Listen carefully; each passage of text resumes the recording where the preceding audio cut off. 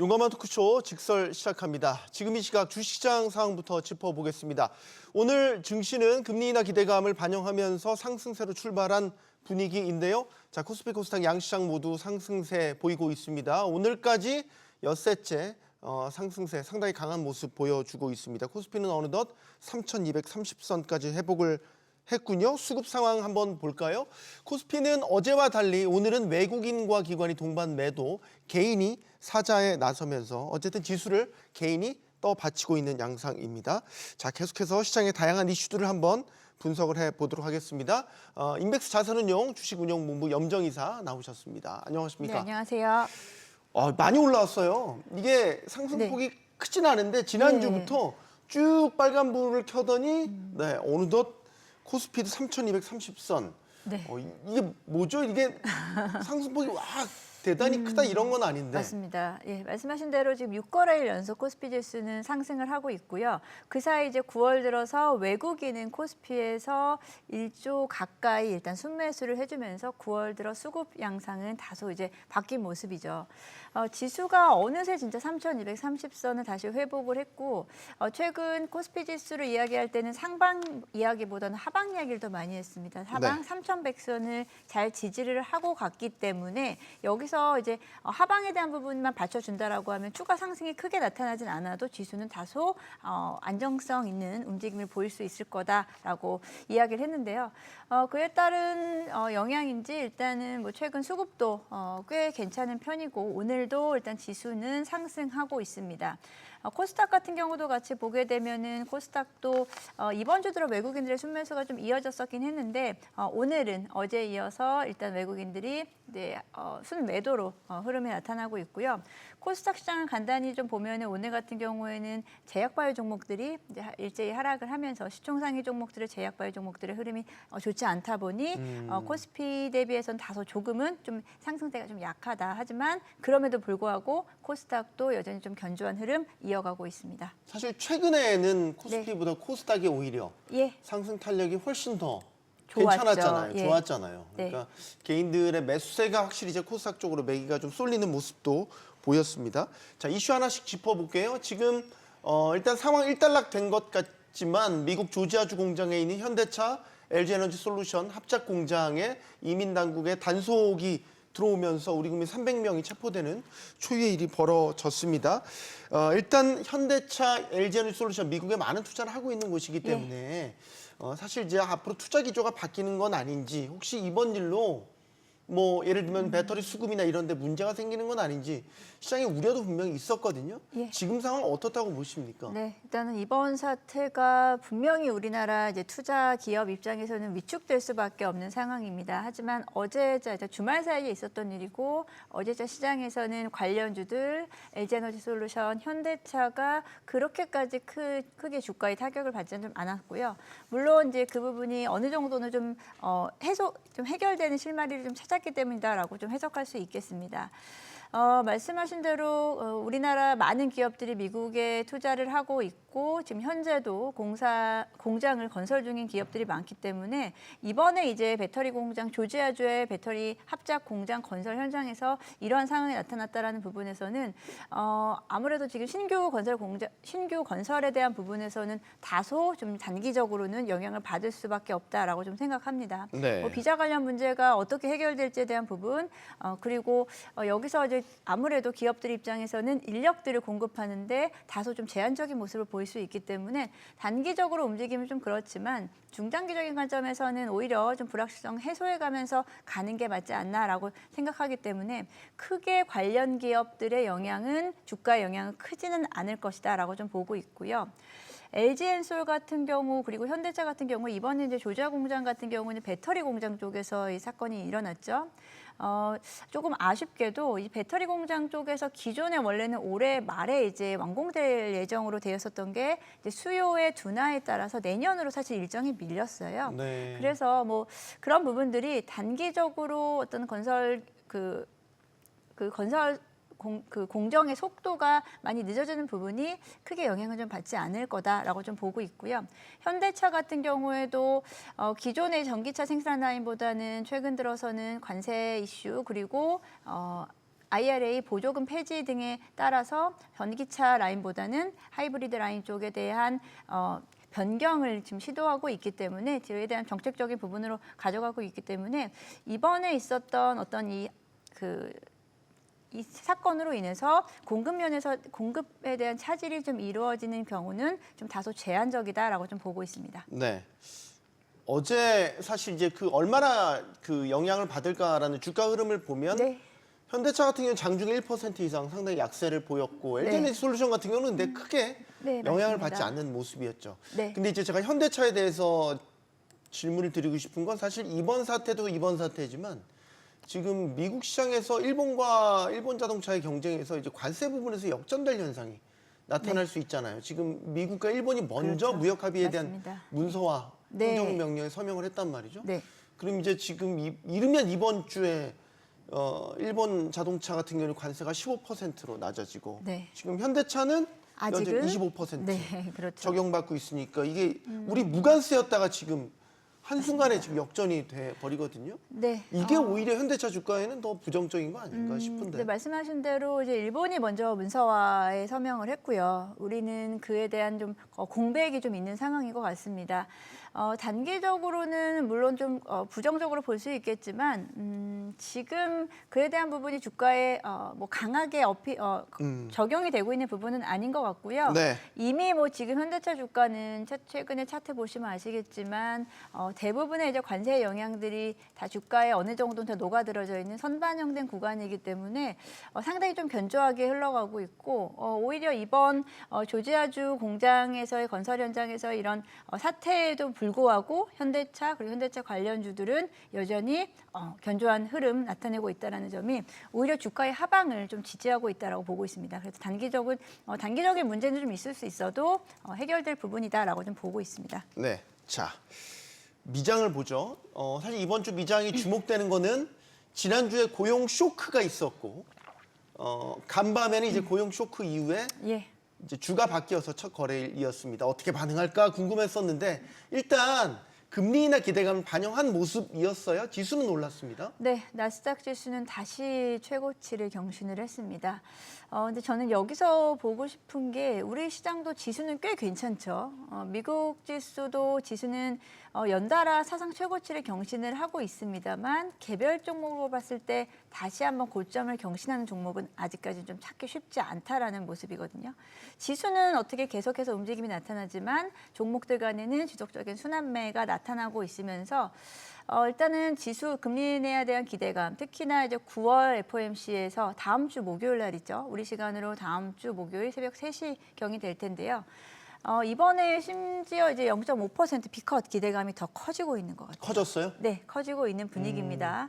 그러다 보니 시장은 일단은 이에 대한 반응을 하고 있습니다만 또 한쪽 시각에서 일각에서는 이번 만약에 B컷 금리 인하가 나타날 경우에는 단기적으로 시장이 또 충격을 줄 수 있다는 의견도 있습니다. 그것은 즉 경기 침체라든지 경기 둔화에 대한 이야기가 될 수 있기 때문에 지금 FOMC를 한 일주일여, 한 열흘여 앞두고 지금 지수의 상승이 이 부분 어떻게 해석해야 될지는 시간이 조금 더 필요한 것 같고요.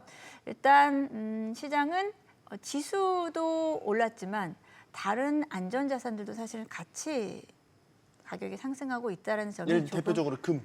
그렇죠. 네. 그 부분이 또 시장에선 좀 아이러니한 부분이 아닌가라고 생각합니다. 그러면 지금 고용 지표를 놓고 해석이 분분하다라는 걸로 예. 받아들일 수 있을 것 같아요. 그러니까 고용 지표가 발표된 당일의 미장 반응을 보면 금리 인하 기대로 확 커졌다가 나중에는 결국 경기 침체 우려를 반영하면서 네. 하락세였잖아요. 근데 이제 간밤에는 또 이제 금리 인하 기대. 그러니까 왔다 갔다 오락가락 뭔가 맞습니다. 한 방향성을 아직 네. 갈피를 잡지 맞습니다. 못하고 있어요. 근데 그게 고용 지표가 워낙 충격적으로 낮게 나와서 그런 거 아니에요? 그러니까 비농업 부문이 예상치가 7만 대였는데 뭐 2만 명대가 그렇죠. 나와버리니까 안 좋아도 너무 안 좋으니까 이거 안 좋아서 금리 인하 내릴 거란 기대는 있긴 한데 이게 너무 안 좋은데 이제 좀 애매한 부분이 있는 거죠. 약간 멘붕도 온 것 같기도 하고. 아까 말씀드린 대로 금리 인하에 대한 부분은 주식시장에는 분명히 호재일 수 있습니다만 경제 지표들이 말해주는 것은 경기가 그렇게 좋지 않다는 둔화되고 있는 움직임, 특히나 미국에서의 고용 지표가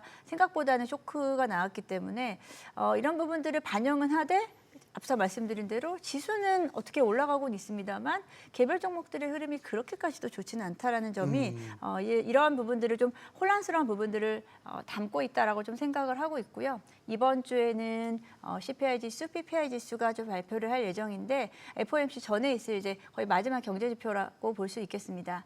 일정 부분은 시장에서 예상치에 부합될 정도다라고 좀 보고 있기 때문에 시장에 큰 충격을 줄 부분은 아닌 것 같고요.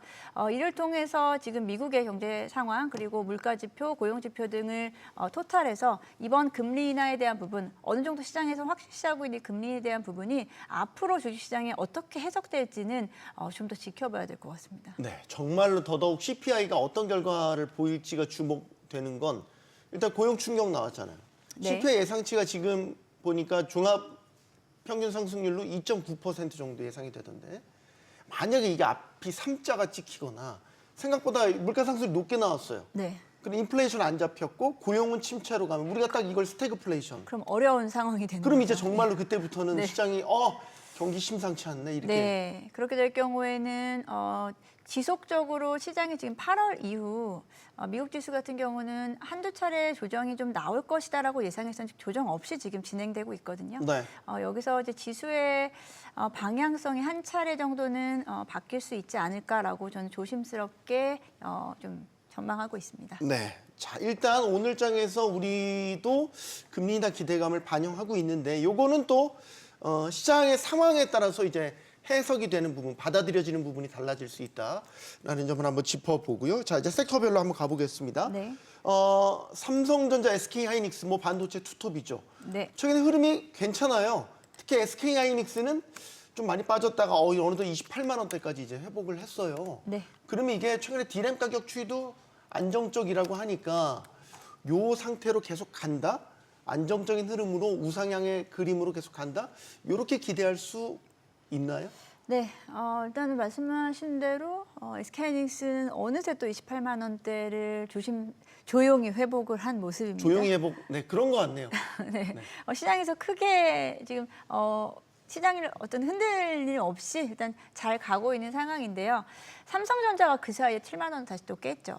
여전히 우리 시장은 삼성전자와 SK하이닉스가 동반하면서 동반 상승하지는 않는 모습이다라고 좀 생각이 들고요. 그럼에도 불구하고 말씀드린 이제 메모리 가격 상승이라든지 그리고 삼성전자의 또 파운드리 투자에 대한 부분이 확대됨에 따라서 반도체 업황 자체는 지금 HBM 시장을 제외하고라도 기존 레거시라든지 그리고 메모리 반도체 쪽에 대한 업황 개선세를 조금 더 점치는 것 같습니다.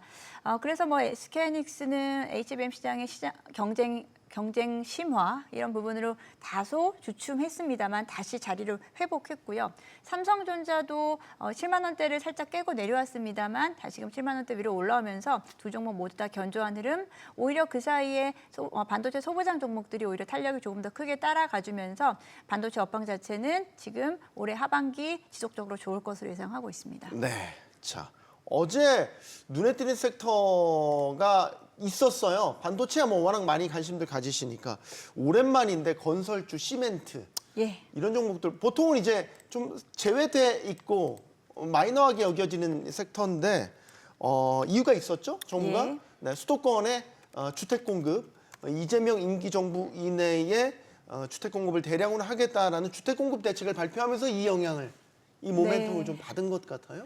네, 어제 같은 경우에는 건설주들이 일제히 상승을 했고 이번에 이제 9.7 정부 대책이라고 해서 공급 확대에 대한 부분을 발표를 했습니다. 건설주 중심으로는 일단 뭐 중소형 건설주들이 좀 좀 빠르게 상승을 해줬고요. 네. 그 외에 이제 대부분 이제 건설주들이 최근에 모멘텀이 워낙에 없었던 상황에서 반등이 나왔습니다만, 저는 일시적인 부분이다라고 좀 생각하고 있고요. 이번에 이제 정부 정책에 대한 단기적인 모멘텀으로 좀 움직임이 나타나지 않았나라고 생각하고 있습니다. 오늘은 전체적으로는 그리 움직임이 크지 못하게 좀 단기적인 이슈이지 않나라고 좀 생각하고 정말 하루 천하인가요? 오늘 주요 건설사들 주가가 대부분은 다 파란 불을 켜고 있다는 것도 지금 확인할 수가 있었습니다. 다시 한번 확인해 주시는군요. 네, 자 국내 증시 다시 또 돌아보면은 어제 또 김민석 국무총리가 시장을 거래소를 방문을 했습니다. 구윤철 경제부총리는 지금 가장 관심이 있는 거는 대주주 양도세 기준에 관한 변화, 여기에 대한 정부 선택이 지금 남아 있는 건데 변화할 수 있다라는 점을 시사하는 그런 발언을 했습니다. 네, 역대 어느 정부보다 자본시장을 존중하는 정부가 될 것이다. 구윤철 경제부총리는 정부 정책이라는 것이 꼭 그 결정이 반드시 옳다고는 못한다. 저기에 좀 뭔가 뼈가 담겨 있는 것 같은 뉘앙스인 것 같죠? 저 말을 죄송합니다. 그냥 확대 해석을 해보자면 대주주 양도세 기준을 기존대로 50억으로 그대로 둘 것인가? 여기에 좀 무게가 실리는 것이 아닌가라는 생각도 해보게 됩니다. 네, 지금 9월에 사실 대내적인 이벤트가 특별히 없습니다. 그런 부분에서 가장 지금 시장에서 기대를 하고 있는 것은 특히나 이제 10월 연초 연휴를 앞두고 9월에 지수를 더 끌어올릴 수 있는 것은 우리 시장에서는 세제 개편안, 말씀하신 대로 이제 세제 개편안과 함께 증시 부양책에 대한 부분이 기대를 하고 있는데요. 어제 이제 동반해서 두 가지 좋은 뉴스가 동시에 나왔어요. 제주도 양도세에 대한 기준을 기존과 동일하게 갈 수 있을 것이라는 기대감, 그리고 배당에 대한 분리과세에 대한 부분도 다시 이야기하면서 국민의 의견을 어느 정도는 좀 수용을 해야 된다, 좀 의견을 좀 받아줘야 된다라는 쪽으로 이제 인터뷰가 나오면서 시장에서는 그래도 이 정도면은 예상했던 것보다 최악은 면했다라고 저는 생각하고 있는 것 같고요. 그에 따라서 오늘 전반적인 분위기는 시장도 나쁘지 않은 가운데 증권주들 강세 나타나고 있죠. 네, 오늘 증권주가 상당히 강세 보이고 있더라고요. 확실히 증시 활성화에 대한 의지가 다시 살아났다. 이 부분을 긍정적으로 해석을 하고 있는 것 같습니다. 네, 최근에 이제 증권주들이 한 차례 이제 정부 정책 관련된 부분으로 급등을 했다가 꽤 오랜 기간, 지금 한 달여 넘게 2달여 가까이 조정을 받았었는데요. 오늘 같은 경우에는 증권주들이 다시 한번 동반 상승을 합니다만, 기존의 고점을 형성했을 때의 거래량이라든지 그때의 탄력성과는 좀 다소 그때보다 좀 덜하다라는 부분으로 이제 1차 상승기에서 지금 2차 상승기로 왔을 때는 상승폭이 조금은 좀 조용하게 지금 흘러가고 있다라고 생각하고 있습니다. 그럼 만약에 정부의 의지가 더 뚜렷하게 확인이 된다. 그러면 전에 상승분만큼 더 갈 수도 뜨거워질 수 있어요? 그럼 아직 올라갈 여력이 남아있다는 걸 전제를 하는 거고. 제가 뭐든지 다 지금 긍정 회로를 돌리고 있어요. 죄송합니다. 종목별로는 또 다르겠고요. 그때 당시에는 또 증권주들이 상승했었던 또 다른 이유는 자사주 비중 높은 종목들이 또 급등하는 이슈가 있었어요. 그렇죠. 자사주 소각 의무라든지 이런 부분들이 같이 동반했었기 때문에 그때의 상승분만큼을 빠르게 또 회복할 수 있다고까지는 지금으로서는 좀 조심스럽게 말씀드리고 싶습니다. 네. 자, 원달러 환율 짚어볼까요? 아니다. 달러 원 환율이 맞는 표현이라고 그러더라고요. 달러 원 환율은 1,380원대로 다시 떨어졌어요. 근데 이것도 불안한 게 변수가 되게 많단 말이죠. 지금 일단 연준농 이런 얘기 나오면 또 올라가기도 하고, 달러가 강세로 갔다가 약세로 갔다가 좀 오락가락하고, 최근에 또 유럽 재정 위기, 또 프랑스를 중심으로 불거지니까 이게 종잡을 수가 없어요. 지금 어느 정도 변동폭은 보이고 있습니다만 8월 달 이후로 환율 같은 경우에는 1,380원대 전후로 해서 일정 부분 구간 내에서 움직임이 나타나고 있고요. 지금 말씀하신 대로 대외적인 부분에서 환율 같은 경우가 변동성이 크게 나타날 수 있고, 그리고 달러 약세 기조가 조금 더 이어질 이어지지 않을까라고 좀 생각을 하고 있습니다.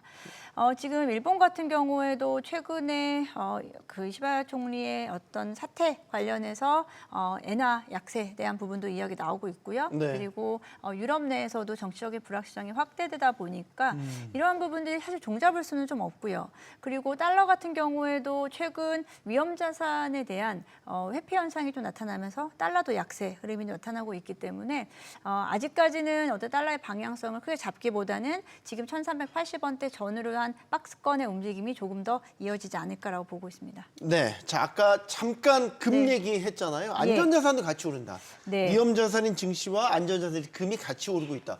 금이 근데 네. 또 심상치 않게 오르네요. 네. 지금 골드만삭스에서는 장기적으로 온스당 5,000달러까지도 맞습니다. 상당히 공격적 네. 숫자를 제시했습니다. 네, 지금 글로벌뱅크에서는 앞으로 연말까지 금이 최대한 10%가 더 오를 수 있다라고 이야기를 하고 있는데요. 이게 주식시장에서 10%면 하루 만에 갈 수 있는 거지만 이렇게 안전자산에서의 10%라는 수치는 상당히 큰 변동폭이기 때문에 네. 이번 이제 금의 최고치 터치 그리고 추가적인 상승 기조를 이야기할 때 앞서 말씀드린 위험 자산에 대한 지금 불안도는 더 커지고 있다라고 보고 있고요. 그리고 안전 자산인 금이 계속해서 이제 새로운 투자처라기보다 안정적인 투자처로 또는 사실은 이에 대한 부분은 다르게 기존과는 해석할 수 있어요. 기존에는 단순히 안전 자산에 대한 투자라고 이야기를 할 수 있었지만 최근에 금 가격의 상승을 부추기고 있는 것은 구조적인 상승 원인이다라고도 시장에서 보고 있는데요. 최근에 이제 주요국들의 중앙은행들이 금의 매입을 지속적으로 확대해가고 있고요.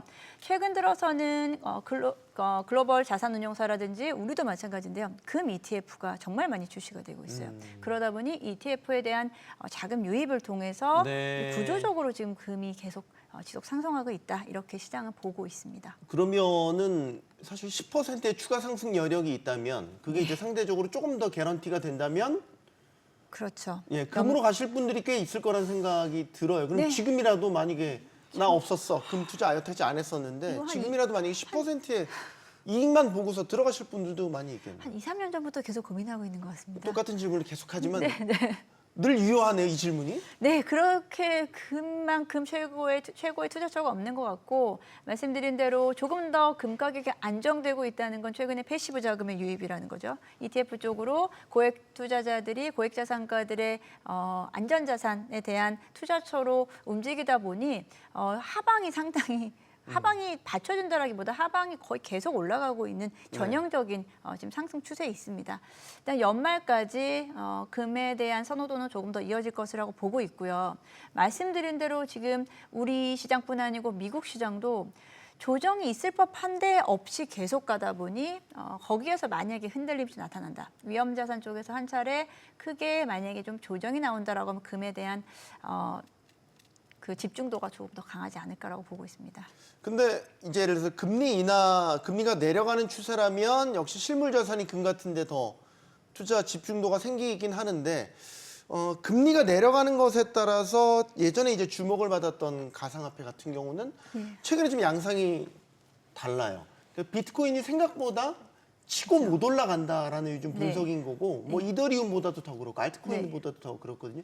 이거는 왜 다른 양상이 나타날까? 네. 우리 사실 준비 법안들이 거의 다 통과됐잖아요. 뭐 지니어스 액트라든지 뭐 암호화폐 관련돼서 현물 ETF도 계속 나오고 있고. 네. 시장은 다 환경이 만들어졌는데 정작 맞습니다. 딱 뚜껑 열리니까 약간 상승세가 주춤? 네, 이런 느낌이에요. 최근에 이더리움의 상승 말씀하셨듯이 비트코인은 그에 비해서 너무나 안정적으로 지금 움직임이 나타나고 있다라는 건데요. 그 부분은 오히려 좀 투자 매력도가 좀 상대적으로 좀 떨어졌다라고 볼 수 있겠고요. 이더리움이라든지 다른 알트코인 그리고 그 외에도 이제 뭐 관련된 스테이블코인 관련된 종목들이 오히려 더 상승폭이 크다 보니까 비트코인 쪽에 대한 선호도는 다소 좀 주춤하고 오히려 이제 신규 매수세가 다른 여타 코인들로 많이 이동을 했다라고 좀 생각이 듭니다. 네. 사실 저는 이제 코인 쪽은 투자를 하지는 않고 이제 시세를 계속 지속적으로 좀 보고 있는데요. 비트코인은 뭐 그래도 고점 최근에 좀 다시 반등은 나왔습니다만 지난 고점 대비해서는 여전히 좀 사실 미달되는 움직임을 나타내면서 최근에 이제 비트코인은 상당히 좀 안전자산화 되고 있는 분위기가 되지 않나라고 좀 생각이 듭니다. 알겠습니다. 시장 따라잡기 여기서 마무리하겠습니다. 인백스 자산운용 염정 이사와 함께했습니다. 고맙습니다. 네, 감사합니다.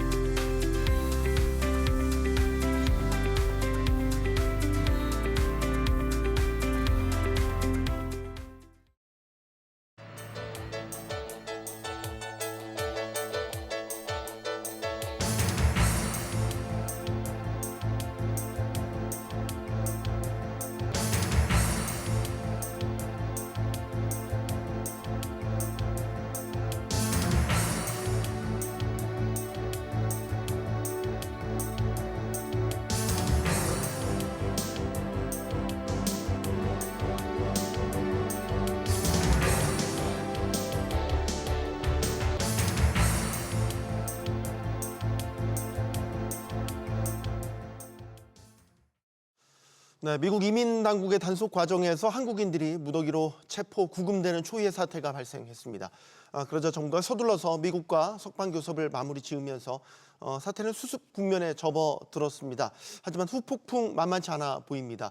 우리 기업들이 대규모 대미 투자를 결정한 상황에서 근로자들에 대한 비자 문제가 불거졌고 기업들의 부담도 그만큼 커졌습니다. 여기에다가 동맹으로 맺어진 한미 관계 역시 시험대에 올랐다는 분석 나오고 있습니다. 이번 사태가 한미 관계에 어떤 영향을 줄지, 한미 관계는 어디로 흘러가게 될지 지금부터 분석해 보겠습니다. 함께해 줄 분들 소개해 드리죠. 법무법인 광장 최석영 고문 나오셨고요. 또 국립외교원 미주연구부 민정훈 교수, 포스코 경영연구원 오성주 수석연구원 나오셨습니다. 안녕하십니까? 네, 안녕하십니까? 용감한 토크쇼 직설은 SBS 비디오 뉴스 앱과 유튜브에서 실시간으로 시청하실 수 있습니다. 이번 구금 사태와 관련해서 도널드 트럼프 미국 대통령은 한국과 관계가 나빠지지 않을 것이라고 했는데요. 트럼프 대통령의 목소리 먼저 듣고 오겠습니다.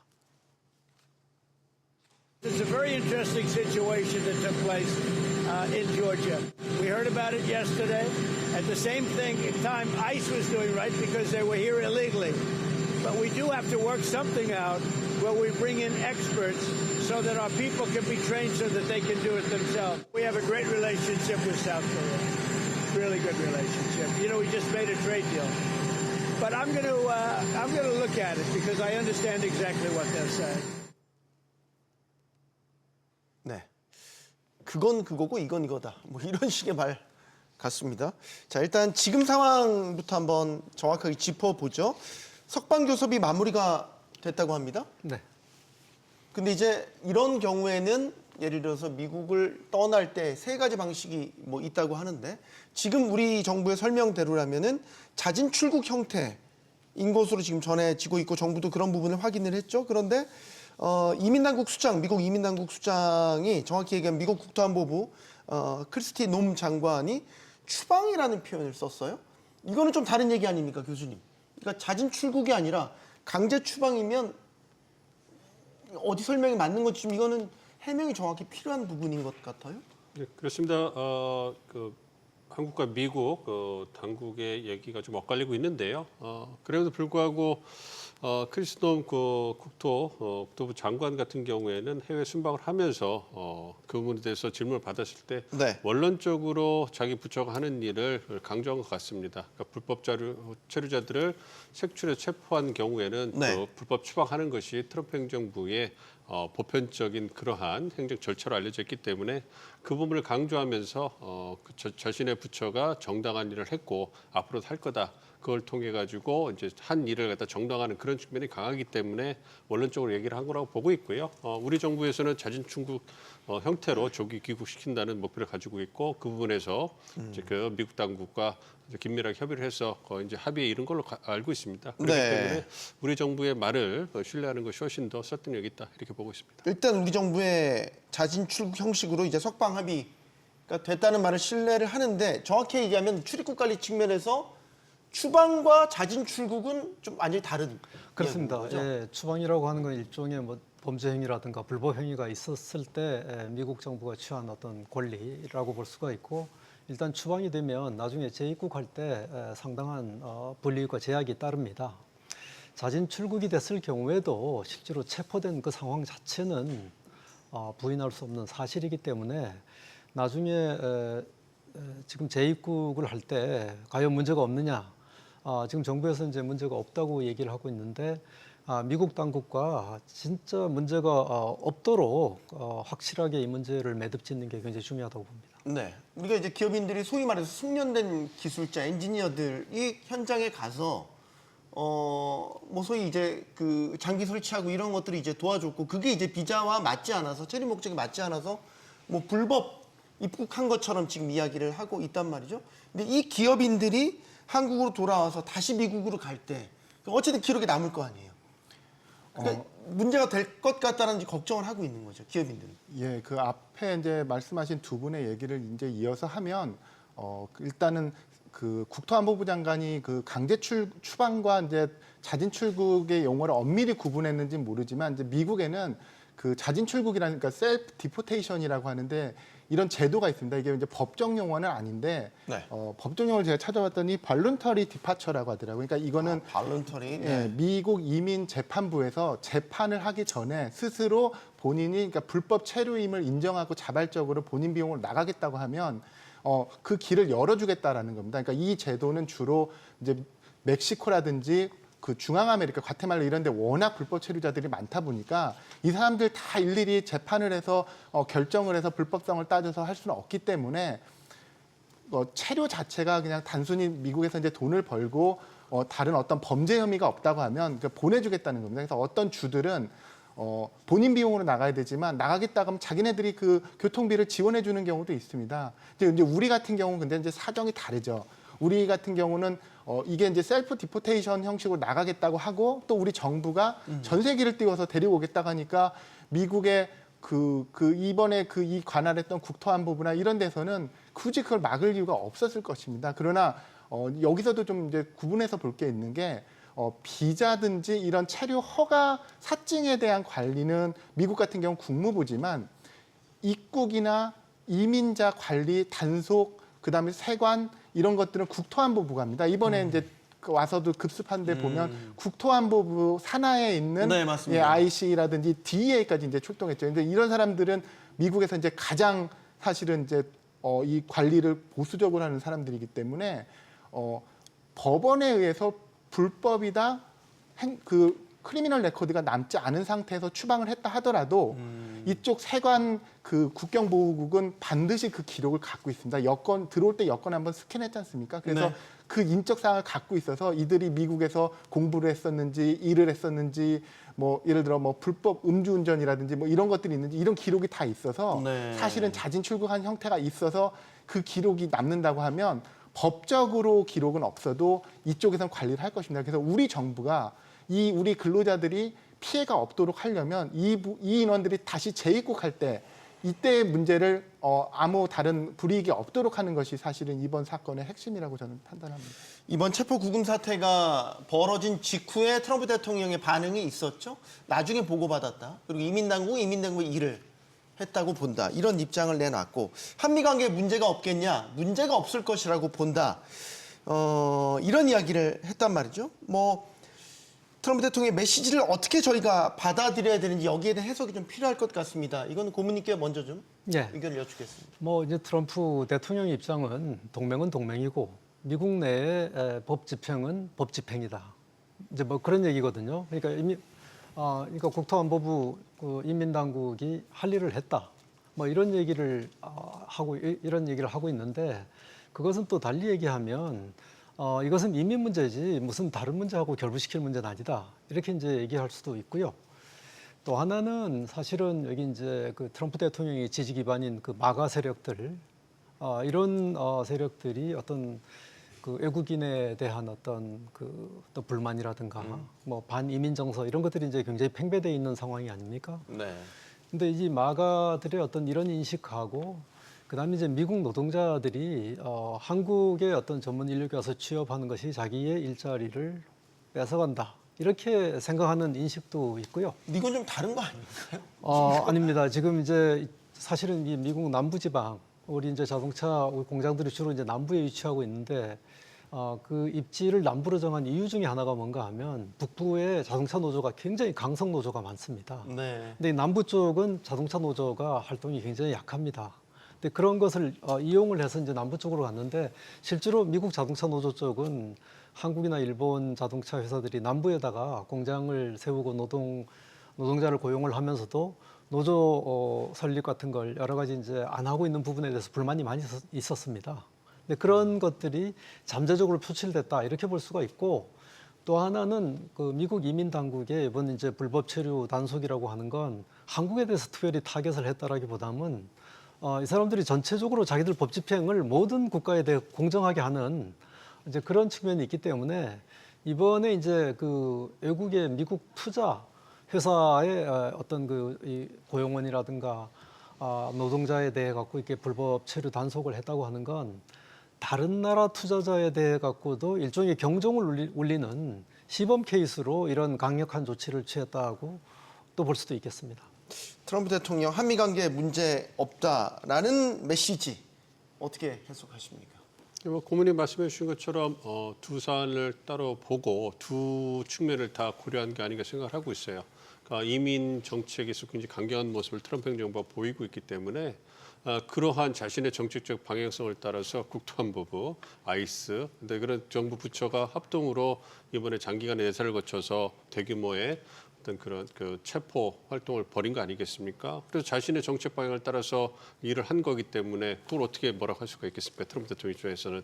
그래서 그 부분에 대해서는 지지 성명을 냈지만 그럼에도 불구하고 한미 관계가 중요하다. 특히 트럼프 대통령이 대미 투자를 통해서 양질의 일자리를 만들어내는 것을 자신의 주요 정치적 성과로 보고 있기 때문에 한국의 대미 투자가 이번 일로 인해서 문제가 생겨서 성과를 내지 못하는 그런 부분을 막고 싶은 그런 의중이 있다고 생각을 하고 있습니다. 그렇기 때문에 한국과의 관계가 좋고 그리고 대미 이 비자 문제가 불거진 걸 알고 있기 때문에 어떤 그 자신의 정치적 지지층인 마가를 달래면서도 한국의 비자를 열어주기 위해서 직접적으로 그 한국의 뛰어난 인력들을 그냥 고용하는 것이 아니라 그 인력들이 들어와서 미국 노동자들을 훈련시켜주길 바란다. 이런 식으로 해서 우회해가지고 네. 뭔가 길을 열어주는 이런 모습을 보여주고 있기 때문에 양측을 모두 다 고려한 그런 정치적인 발언이다 이렇게 생각하고 있습니다.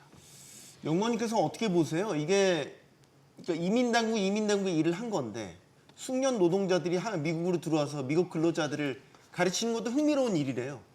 그러니까 이거를 뭐 안에서의 모순된다는 느낌도 받기는 한데.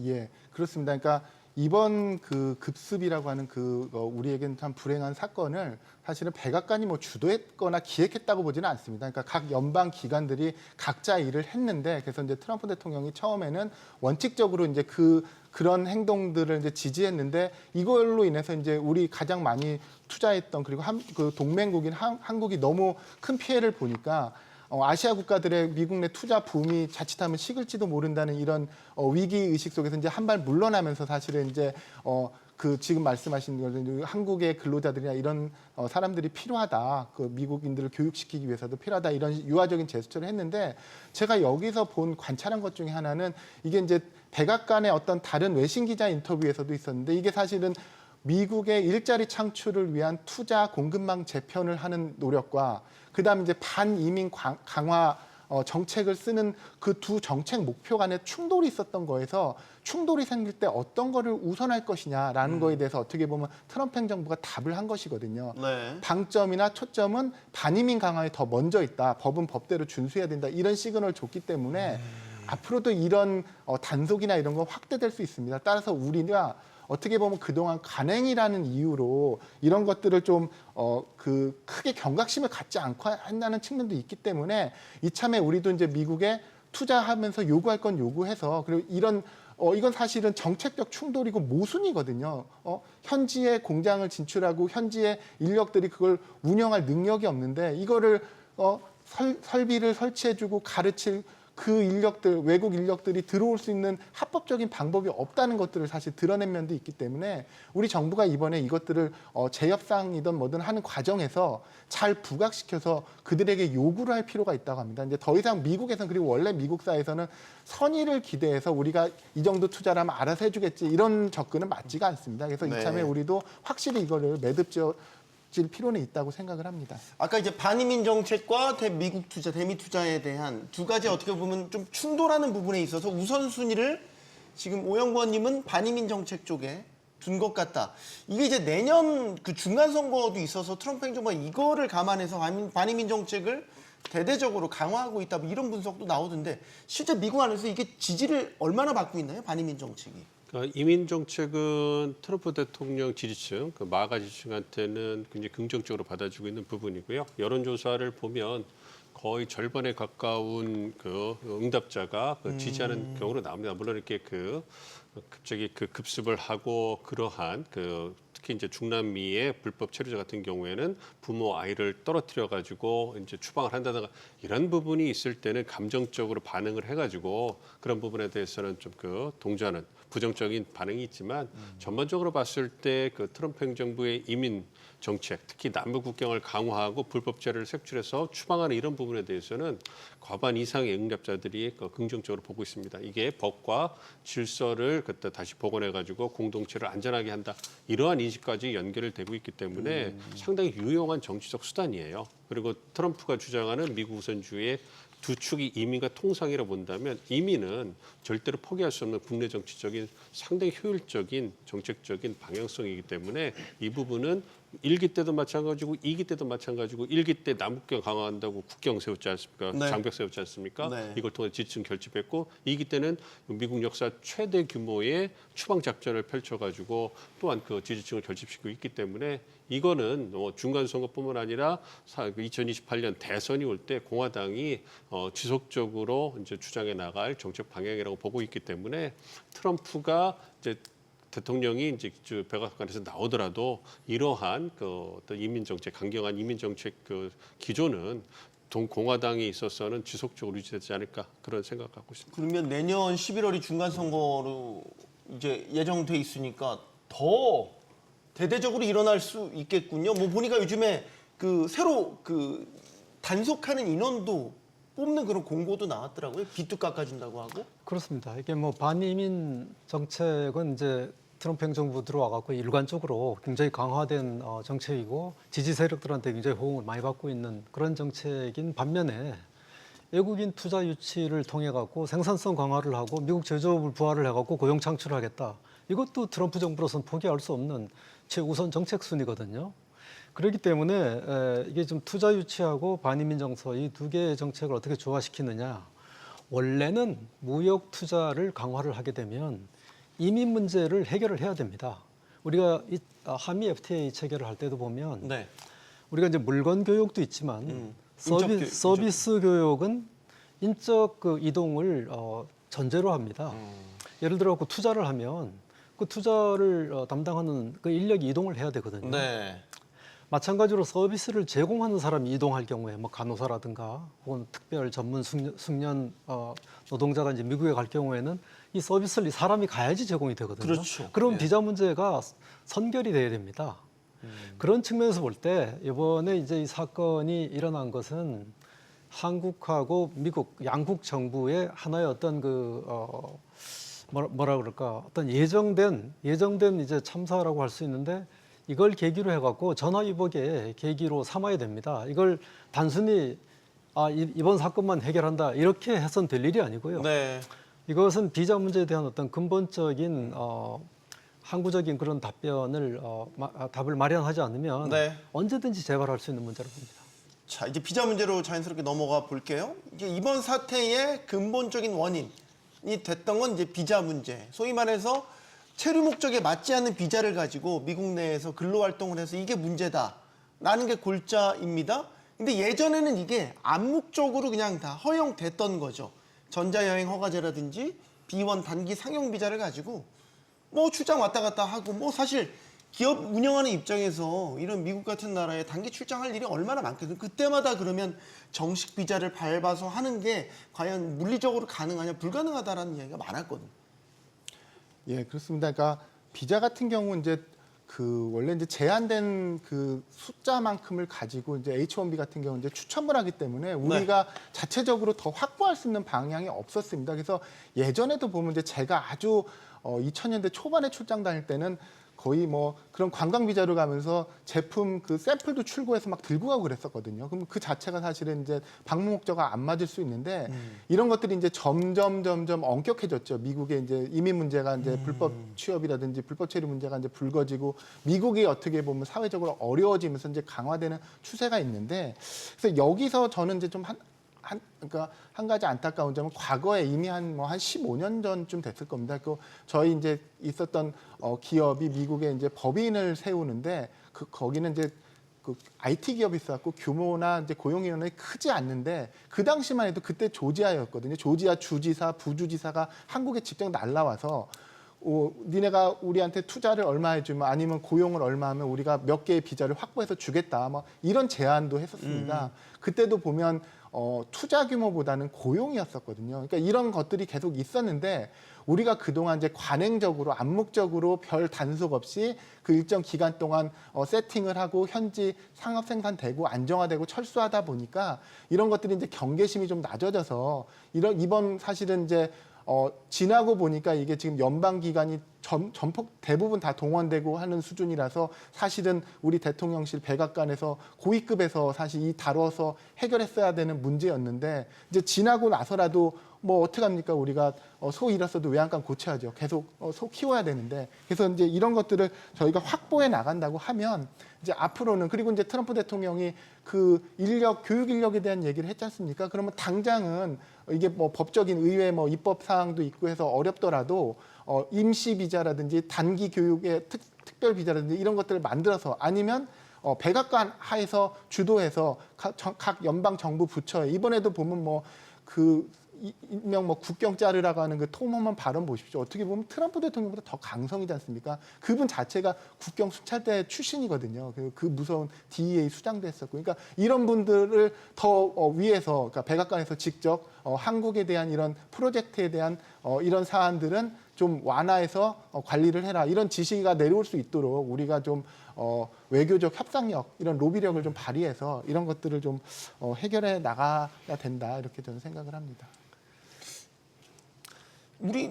그럼 우리 잘못인가요? 우리가 미리 우리가 투자하겠다고 대미 투자하라고 해서 했는데 아니 그러니까 사실 그런 부분은 미국도 선제적으로 투자하라고 했으면 비자 쿼터 확대해 주겠다. 혹은 뭐 여기에 맞는 목적에 맞는 뭐 출입국 가능하도록 제도를 개선하겠다. 이런 것들을 미리 해야 되는 거 아니에요? 그러니까 정부 간 합의가 전제가 돼야 되죠. 그러니까 투자를 우리가 한다고 했을 때, 확대를 한다고 했을 때 우리가 미국에 요구를 해야 되고 그 요구에 따라서 미국이 그걸 받아들여져야 되는데 사실은 투자가 너무 급했기 때문에. 아니 근데 고문님, 우리가 요구하기 전에 미국이 알아서 해줘야 되는 거 아닙니까? 근데 그렇게 친절하진 않을 것 같습니다. 그거는 저는 좀 억울한데요? 그런데 이제 경영에서도 사실 이제 우리가 학교에서 배우다 보면 그 컬처럴 디퍼런스, 문화적 차이에서 오는 그 오해나 오판 같은 것들이 있거든요. 근데 여기서 보면 미국이라는 나라는 일단은 법 준수가 그 최우선입니다. 법을 지키지 않고 다른 어떤 것들을 얘기하는 거는 성립 자체가 되지가 못합니다. 그리고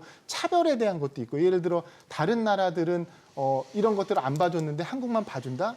굉장히 차별적인 이슈가 될 수도 있죠. 그러니까 이게 미국이 잘했다라는 논리가 아니라 우리가 단순히 이런 투자를 했기 때문에 미국의 어떤 선의에 기대서 이걸 접근한 면이 있다고 하면 미국의 그 어떤 비즈니스 문화라든지 지금 현실을 처한 미국의 그 사회 문화, 지금 보면 뭐 시카고니 LA니 이런 데는 군대를 보내서 지금 그 뭐 사실은 불법 이민 뭐 도시를 정화하겠다 뭐 이런 식의 표현을 단속하지 않습니까? 쓰더라고요. 그래서 우리가 그런 흐름을 알고 있었다고 하면 우리도 이런 것들을 좀 미연에 알고 준비했으면, 그리고 이번 사태에서 더 안타까운 문제는 사실 기업도 이제 여기서도 이제 기업명이 나왔습니다만 LG라든지 현대자동차 같은 경우는 이제 대기업이지 않습니까? 그래서 이거에 맞는 비자라든지 아니면 적어도 이럴 가능성을 피할 수 있는 방법들을 고려했었는데 지금 대부분 다 구금돼 있고 지금 불법인지 아닌지 모르겠습니다. 그 체포돼 있는 애들 보면 대부분 다 협력업체거든요.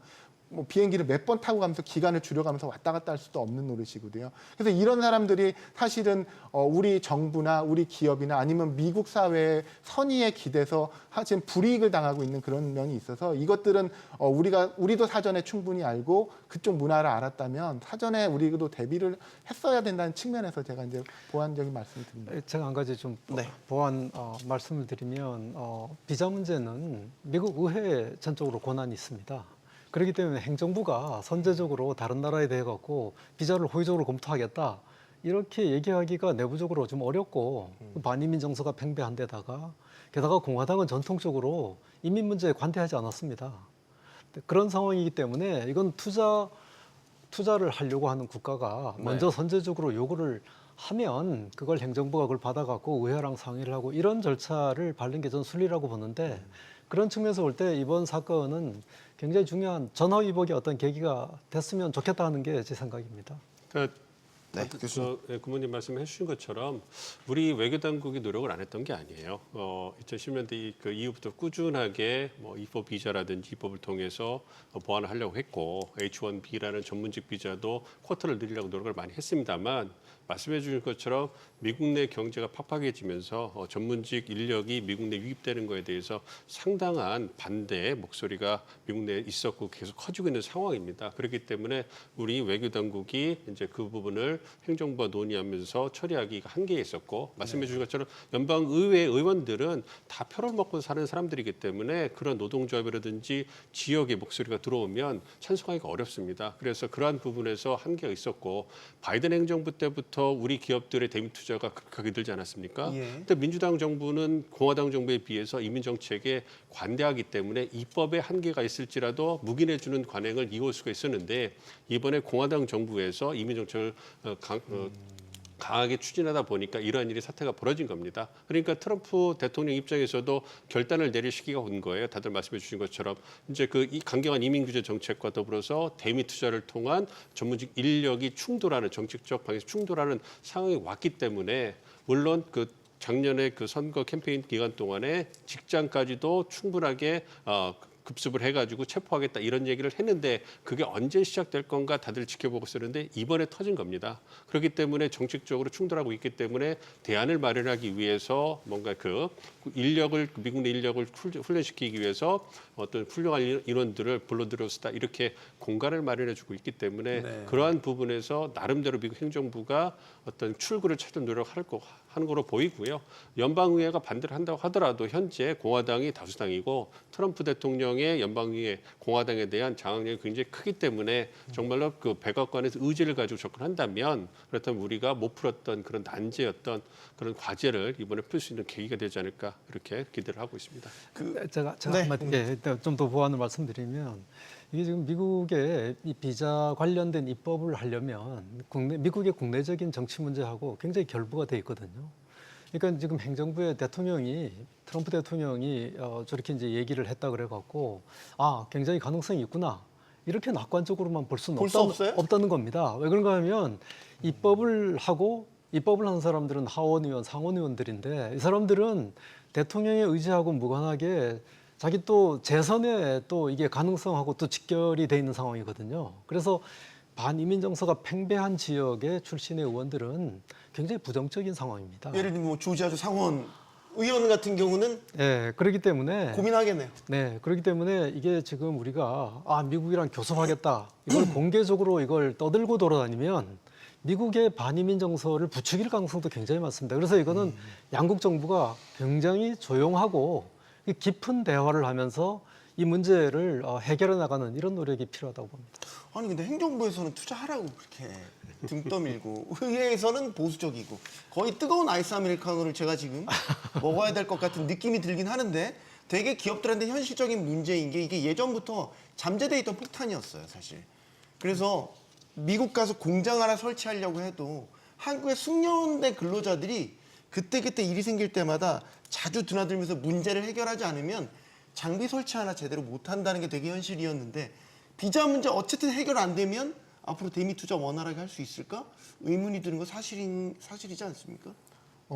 예, 그렇습니다. 그러니까 이번에 문제가 불거졌는데 지금 미국 행정부와 의회 간에도 이해관계가 다른 부분이 있다고 하시면 여기서 저도 이제 아이디어를 하나 내보면 우리도 이제 거꾸로 트럼프식으로 트럼프 대통령이 이 부분에 대해서는 전향 긍정적인 사고를 하는 부분이 있으니 우리도 그 지금 뭐 아직 막판 조율 중인 그 프로젝트들에 이걸 집어넣어야죠. 그래서 계약을 하고 거꾸로 트럼프 대통령이 의회를 압박하도록 우리도 힘을 써야 되지 않겠습니까? 저는 이번 사태를 보면서 그러니까 현지에서 있는 현지인들의 어떤 그 오해를 풀어야 되는 그런 노력을 좀 했으면 더 어땠는가 생각하는 부분이 있는데 네. 이번에 뭐 누가 자기가 고발했다가는 어떤 지역 정치인 있지 않습니까? 공화당, 뭐, 네. 예, 이름도 말하고 싶지도 않을 정도로 어떻게 보면 무식한 발언인데 사실 그런 측면에서 보면 네, 그분이 지금 나왔습니다. 예, 마치 우리가 현지에서 공장 지어주고 결국은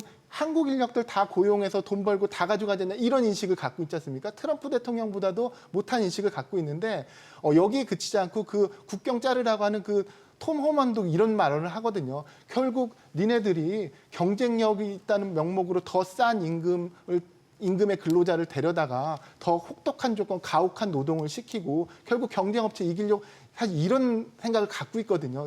그 사람이 어떤 인터뷰에서 자기 집에 지붕을 수리하는데 불법 체류자를 쓰지 않은 고용하지 않은 업체랑 계약을 하기 위해서 전화를 5군데나 돌렸다는 식으로 얘기를 하는 거예요. 이런 오해를 풀어야 된다는 거죠. 우리 인력들은 그런 인력이 아니다. 미국에서 지금 대체할 수가 없어서 우리가 적어도 교육을 시켜서 안정화시킬 때까지 필요한 그런 인력들이다. 이런 것들을 우리가 충분히 설명한다고 하면 정말 몰라서 무식한 소리 하는 그런 지역 정치인이라든지 굉장히 강경하게 지금 이 미국의 국토안보를 담당하고 있는 백악관의 그 토머만 고문이라든지 이런 분들을 설득해서 우리가 필요한 이런 것, 우리의 목적도 달성하고 이게 결국 미국에도 도움이 되는 것이다. 이런 것들은 충분히 우리가 강조할 필요가 있다고 생각합니다. 지금 마스카 프로젝트 같은 경우는 이제 선박 도크 지어서 선박 건조해야 되는 건데 그거 인력 투입 훨씬 많거든요. 그렇습니다. 거기에 정말로 한국인의 숙련된 노하우를 가진 그 사람들이 들어가지 않으면 선박 건조 정말로 어렵다는 게 현장에서 나오는 목소리인데 이거 해결 안 되고선 과연 마스카 프로젝트도 제대로 진행될 수 있을까? 그렇습니다. 이게 마스카 프로젝트는 지금 이게 이민 문제, 이게 비자 문제뿐만이 아니라 네. 거기 이제 선박을 건조하는 과정에서 미국도 국내 법 규제가 또 굉장히 많습니다. 그런 부분에 대한 어떤 입법 수정이라든가 개정 또는 어떤 잠정적 조치 같은 것을 취해야 될 이런 법적인 문제가 굉장히 많이 있거든요.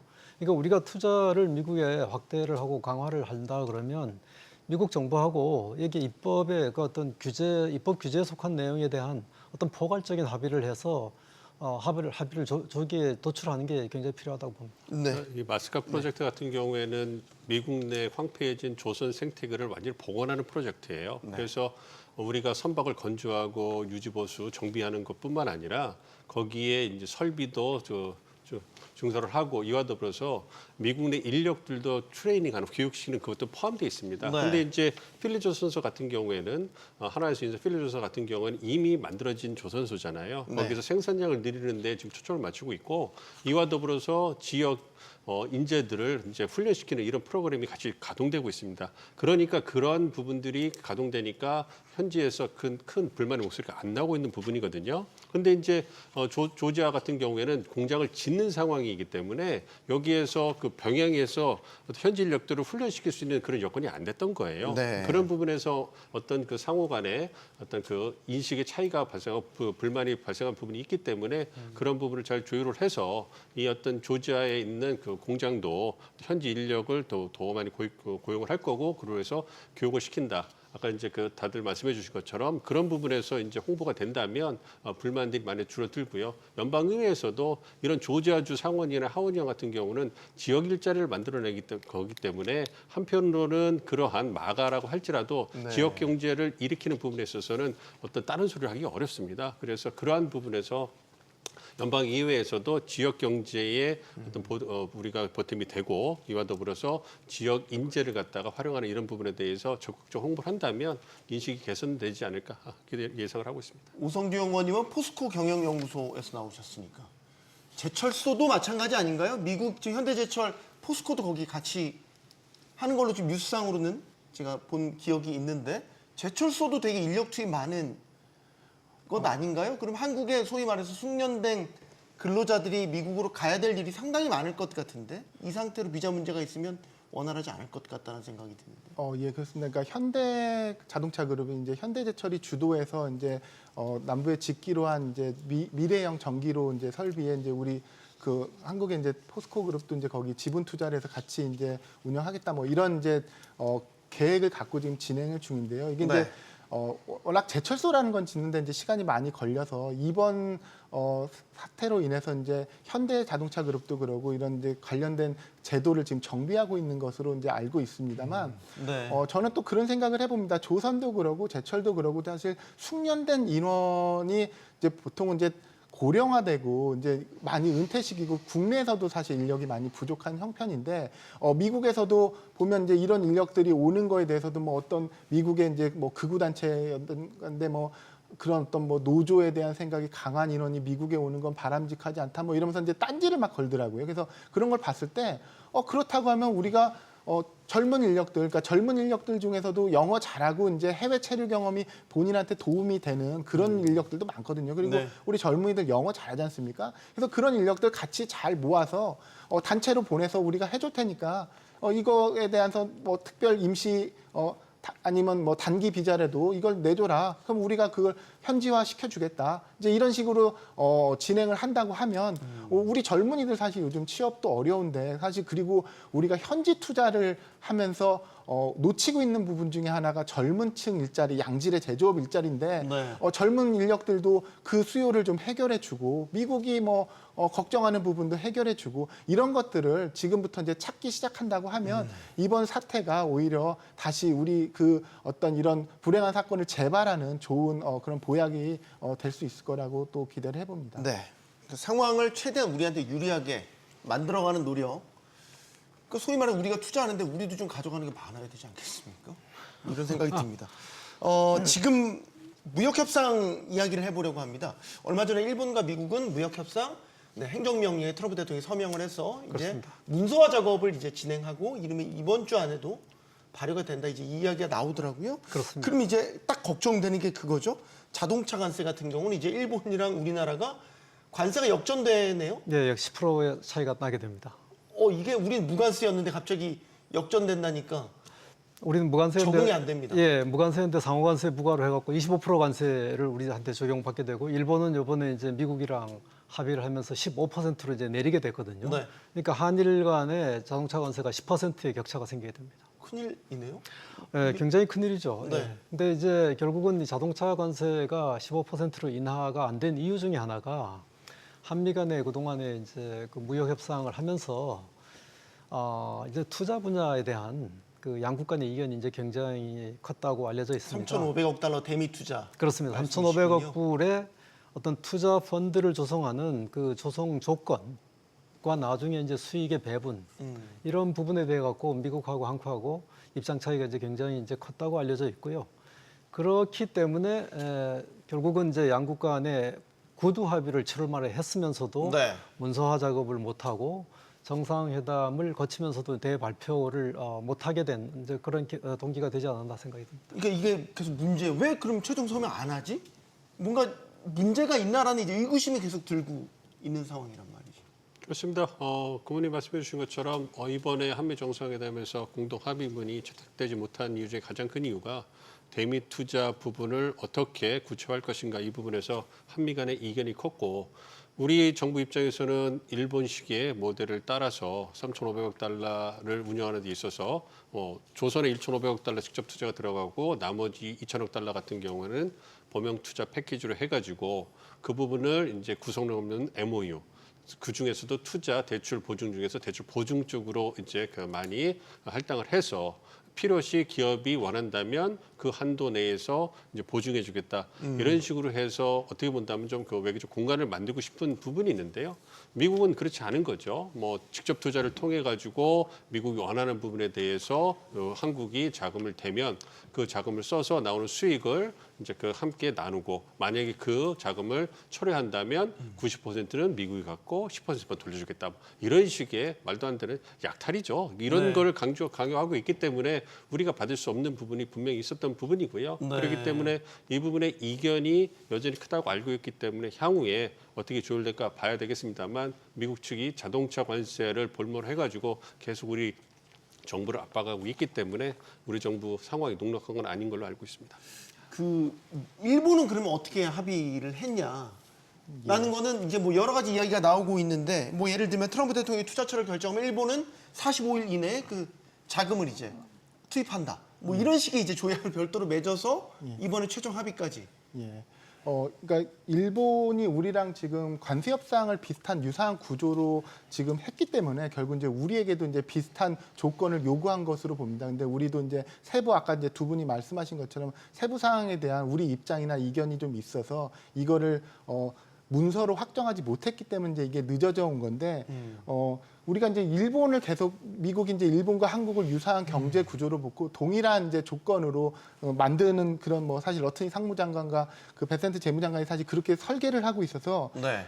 일본을 우리도 이제 참조해 가면서 하는 것은 우리도 이제 다르게 갈 수 있는 부분이 있으면 있고 아니면 이제 따라가는데 그 일명 뭐 부메랑 조항이라고 하더라고요. 그러니까 미국이 원하는 그 기간 이행이 제대로 되지 않을 경우에는 네. 다시 이제 관세를 되돌리겠다.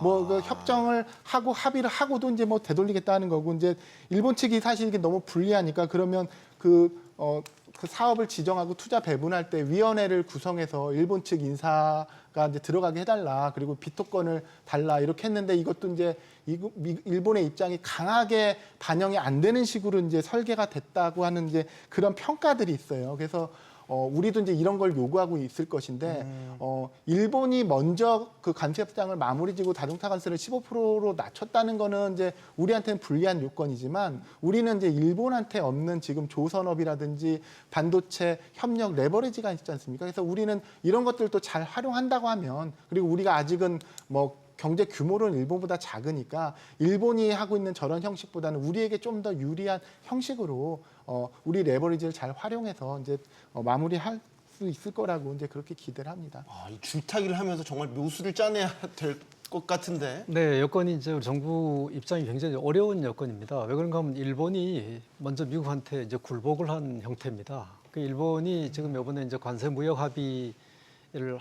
하나를 하고 별도로 투자 조건에 대해서는 별도의 양해각서를 체결했습니다. 이건 대외 공개는 하지 않았고, 네. 그러나 이제 그 내용들이 이제 흘러나오고 있는데 그 내용을 보면 당초에 알려진 것보다는 조금 일본한테 좀 유리하게 조금 수정은 된 것 같지만 근본적으로 볼 때는 전반적으로 굴욕 협상입니까? 네, 전반적으로 볼 때는 균형을 좀 잃고 일본한테 불리한 협상의 형태를 지금 취하고 있거든요.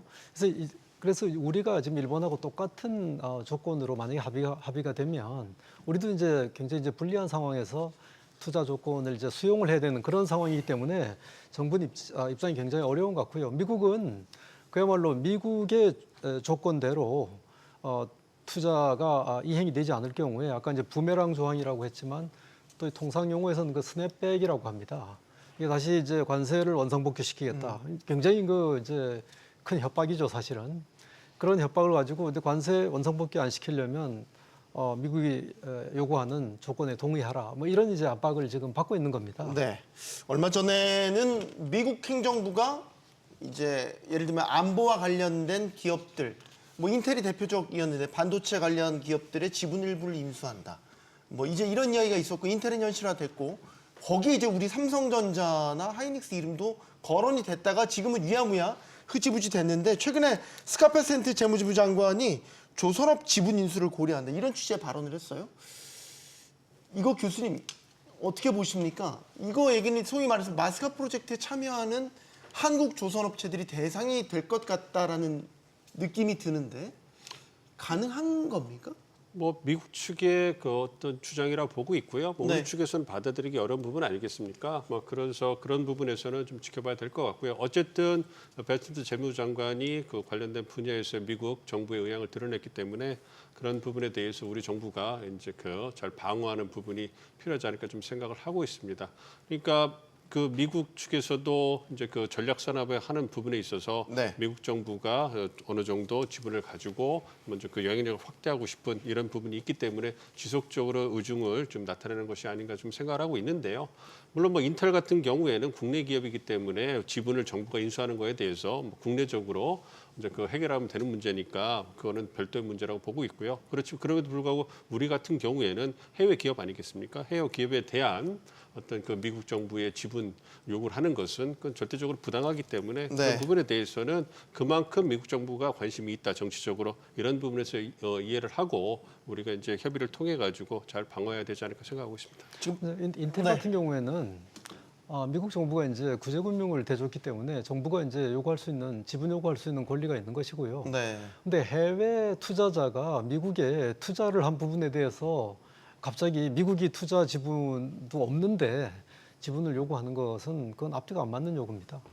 자본주의의 상징 미국에서 이게 가능한 일인가라는 생각도 듭니다. 자, 지금 반도체 관세도 아직 뭔가 가타부타 결정이 안 나서 결론 이거는 트럼프 행정도 쉽사리 결정을 못 내리는 것 같아요, 오성준 의원님. 예, 그렇습니다. 그러니까 지금 앞서 이제 말씀하신 부분에서 이제 그 이어서 받아들이면, 그러니까 미국 정부가 사실은 앞서 지분을 갖겠다든지 반도체에 대해서 관세 이제 그런 부분을 지금 애매한 영역으로 두는 것들에, 그러니까 이건 뭐 행정 강요들도 그렇고 그 취지를 한번 생각을 해보면 그 기업이나 아니면 그걸로 인한 수익 창출인가 하는 생각이 들어요. 그러니까 실제로는 이 트럼프 대통령이 그 아까 인텔에 대한 지분 인수라든지 조선업 이런 것들 보면 결국 미국이 갖고 있지 않은 부분에 대한 그런 사업에 대한 통제권을 미국이 가져야겠다 이런 취지로 이해가 되거든요. 그럼 네. 적어도 이제 그런 시설은 미국 내에 있는 시설이어야겠죠. 그러니까 글로벌 기업의 뭐 여러 해외 사업장들이 있는데 이런 것들을 다 갖겠다는 뭐 미국이 무슨 뭐 주식회사 뭐 여러 개 재벌 그룹 운영하듯이 할 생각은 없을 테니까 이제 그런 것들이라고 하면 이제 앞으로 우리가 이제 반도체 이 부분을 계속 명시적으로 하지 않는 이상은 이게 이제 계속 리스크로 남아 있거든요. 근데 이거를 명시적으로 한다고 할 때 그러면 해소되는 것이냐. 근데 트럼프 대통령이 얘기한 거는 최애국 대우였거든요. 최애국 대우 MFN 대우라는 것은 면제가 아닙니다. 그러니까 형평성 차원에서 네네. 다른 기업들에 대해서 이제 불이익이 없다, 뭐 불이익이 없게 하겠다 이런 거지. 뭐 지금 트럼프 대통령의 저 행보를 보면 심지어는 예를 들어 마가가 이제 트럼프의 지지 세력인데 마가의 이해관계하고 다른 행동들 막 하지 않습니까? 다른 얘기지만 뭐 이스라엘에 뭐 돕기 위해서 이란의 핵시설 폭격하고 무슨 중국 유학생들 뭐 받아들이 이건 마가가 싫어하는 일들인데 이런 것들도 막 손바닥 듯이 하는 그런 뭐 약간 전략적 의도가 있겠죠. 혼란도 주고 상대방을 당황시키고 하는 그런 식이라고 한다고 하면 우리도 이거를 이제 계속 이제 리스크로 이제 갖고 가면서 이제 사업을 해야 되는 그런 어려움이 좀 있습니다. 그리고 이 부분은 우리가 이제 명시화했다고 해서 끝난 것도 아니고 네. 그리고 이제 나중에 이제 뭐 관세 부분을 특정 공장 단위로 할지 무슨 품목 단위로 할지도 모르겠지만 이제 이런 것들에 대해서 앞으로 이 기조가 계속 또 조건을 까다롭게 하고 타이트하게 가고 있다 보니까 우리 이제 기업으로서 정부로서는 좀 피곤한 일이긴 한데 좀 더 과거에 비해서는 이제 리스크 관리를 더 철저히 하고 이 부분을 좀 더 강화하는 조직적으로 이제 기업에서도 그런 부서나 대응 뭐 예를 들어 뭐 이런 것들을 많이 하지 않으면 이 리스크는 계속 갈 수밖에 없는 그런 상황일 것 같습니다. 네, 자 올 하반기에 이제 경주에서 에이펙 정상회의가 열리죠. CNN이 트럼프 대통령이 에이펙 정상회의 참석을 준비하고 있다 이런 보도를 했습니다. 자, 그러면 지금 중국 시진핑 주석도 에이펙 정상회의에 참석할 것으로 전해지고 있습니다. 그러면 미국과 중국의 양 정상이 드디어 만나게 되는군요. 한국에서 말이죠. 가능성은 좀 봐야죠. 한국에서 만날지 아니면 트럼프 대통령이 에이펙 정상회의 참여자 경주 오셨을 때 그 전후로 해가지고 베이징이나 뭐 상하이로 가실지 이건 좀 지켜봐야 되겠습니다만 어쨌든 우리 정부도 이번 에이펙 정상회의 계기로 미중 정상회담이 개최되는 것을 굉장히 지지하고 노력을 많이 하고 있기 때문에 지금 미국 언론에서 나오는 것처럼 에이펙 정상회의 계기로 미중 정상회담이 개최될 가능성이 굉장히 높고요.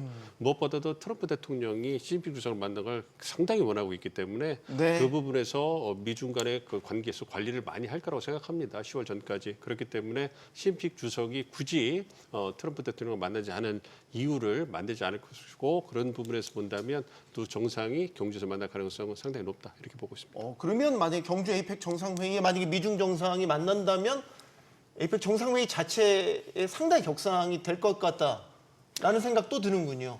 에이펙은 원래 주최국이 각 그 회원국 정상들이 오면 서로 이제 다양한 만남을 주선할 수 있는 그런 이제 만남의 장소, 만남의 광장 비슷한 거거든요. 네. 그러니까 지금 뭐 일단 두 분이 시진핑 주석이든 트럼프 대통령이든 오게 되면 어차피 만나게 돼 있습니다. 만약 오게 되면 그 양국 정상회담을 뭐 일단 에이펙 정상회담 참석을 하게 되면 양자회담을 할 수 있는 공간은 언제든지 열려 있다고 봐야 되고요.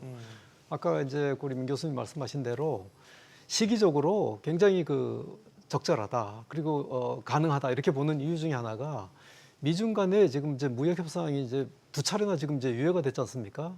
그게 이제 유예가 두 번째 유예된 데드라인이 뭔가 11월 초입니다. 그게 이제 에이펙 경주 정상회담보다 한 일주일 전쯤 됩니다. 그 데드라인이. 네. 그렇기 때문에 이 양국 간의 어떤 이 현안으로 남아있는 최대 현안으로 남아있는 이 무역 합의를 혹시 타결 같은 것을 대외적으로 발표할 수 있는 이런 계기 같은 것도 될 수 있지 않겠나. 그런 점에서 볼 때 에이펙 정상회담이 시기적으로는 굉장히 적절하다. 다만 장소가 꼭 경주일 필요는 없다. 뭐 그 시기에 어디 다른 제3의 장소에서 만날 가능성도 배제할 수 없다. 뭐 이렇게 이제 보겠습니다. 그래도 기왕이면 경주였으면 뭐 그랬으면 더 좋겠다라는 좋겠죠. 생각도 예. 드는군요. 자, 자국민 300명이 한꺼번에 체포 구금되는 초유의 사태가 발생했습니다. 중범죄자 체포하는 것처럼 쇠사슬로 묶인 모습 보신 분들 아마 충격받으셨던 분들 많으셨을 것 같습니다. 트럼프 미국 대통령은 이민 당국이 그들의 일을 했다고 합니다. 그러면서 한국의 숙련 근로자들이 일을 가르치는 것은 또 해야 한다라고 하는군요. 냉정하게 대처하자. 뭐 말은 쉽지만 상처받은 국민 마음 보듬지 못하는 정치 외교가 부질없다는 생각도 지우지 못하겠습니다. 토론 마치겠습니다. 여기는 모든 경제가 모이는 SBS 비즈입니다. 시청해주신 여러분 고맙습니다.